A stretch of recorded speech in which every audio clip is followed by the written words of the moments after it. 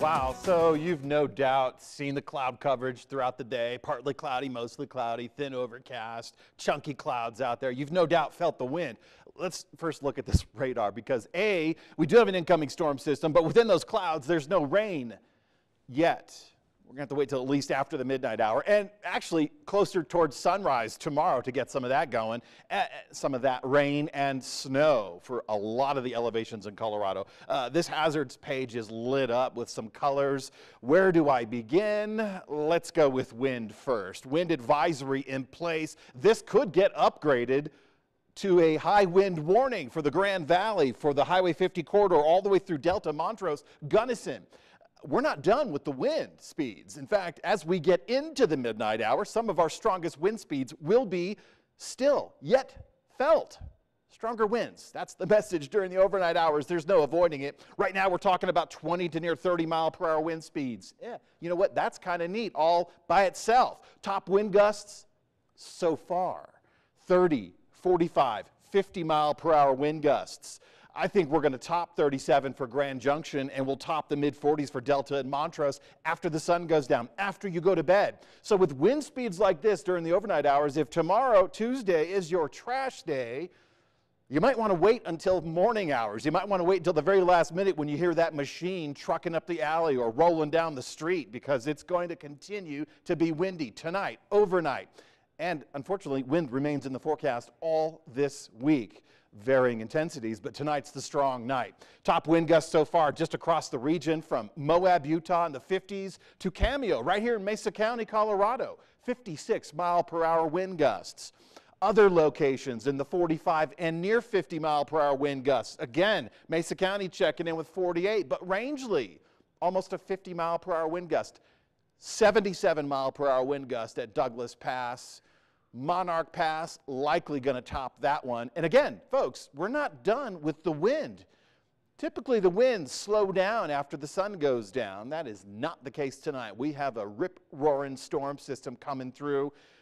As a result, when it does exit our region, it's going to pull in some cold air, the likes of which we experienced barely last week. So freeze watch for the Grand Valley because of the agricultural and the horticultural interests, but this is going to get upgraded to a freeze warning. And we're talking mid and low 20s for the entire Highway 50 corridor. So already, if you're an ag enthusiast, you're pulling your plants in. If you have acreage, you're already taking care of mitigative efforts when we get into Wednesday morning and Thursday morning. Those are going to be the colder temperatures. Right now, you're not feeling the cold. In fact, we're warmer now than we were yesterday. Mid-60s, low 70s. Very likely, these are the top temperatures for the day, but these are 10 and 20 degrees warmer than yesterday. So the roller coaster of temperatures from last week through especially yesterday, today, and then, of course, we're going to drop these temperatures down even cooler tomorrow than we were on Sunday. Now, also with this incoming storm system, highlighted in pink, Grand Mesa, Uncompahgre, our central, northern, and southern mountain zones. Winter storm warning.